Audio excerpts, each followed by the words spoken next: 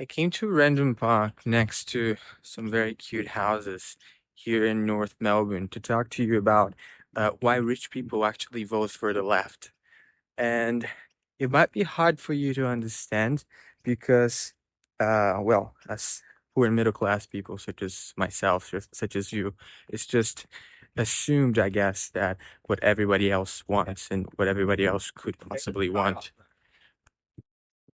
from the government is, well, more money, is taxes or incentives or allowances or welfare or whatever. And obviously, the left tends to tax rich people more. And so you would assume that they vote for the right. But imagine you have $1 billion. Imagine you have like an immense amount of wealth. Would you rather risk losing it all, or would you rather just pay 200 million and be sure that you're still going to have the 800 million that you still have left, like safe and secure and sound without risk? Uh, if you put it that way, I'm pretty sure most people would prefer the safe and secure and guaranteed 800 million to a unsafe, insecure billion. And what happens with economic prosperity and with social mobility, and with what happens with deregulation is uh, the mobility of people across social classes is much, much higher. For example, mobility in America is higher than mobility in Europe because it's less stable. Leftist governments, they appeal to stability. They appeal to uh, the necessity for security.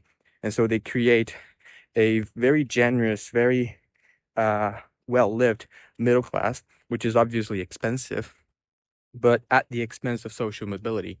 And for the rich, that is great because that means that no one can actually outrank them. No one can actually uh, take their place away. And the fact that they're paying 100 million extra in taxes is so irrelevant that it doesn't actually bother them. It's a little bit different if you're new money, so to say, because if you're new money, then well, you've literally just gotten your money, so you just did the social mobility thing, and it just now allowed you to have more stuff to get better, and your company's probably still active. You're not really investing in all real estate and old companies and things that don't generate wealth. You're actually much more invested in that which made you rich in the first place. And then obviously you want even more because that's why you got rich, because you're very aggressive, you're very passionate about what you're doing. And then new money would tend to vote right in that sense. Another demographic that, at least in the short term, really benefits from left-wing policy in general is obviously the very poor. Because if you go to someone who's literally, they're hungry, they don't have anything to eat, and you give them stability in the form of food, in the form of housing or whatever, it doesn't really matter to them that much that their mobility is killed by it, that they're stuck, that there's not going to be as many jobs, that economic prosperity is going to be slower because, well, they were dying just beforehand. And so uh, people were really, let's say, screwed over by left and more liberal policy is exactly the middle class, because the middle class is so broad. Like you could earn $40,000 a year and still be in the middle class in the US, and you could earn $400,000 a year, and sure, you would be rich.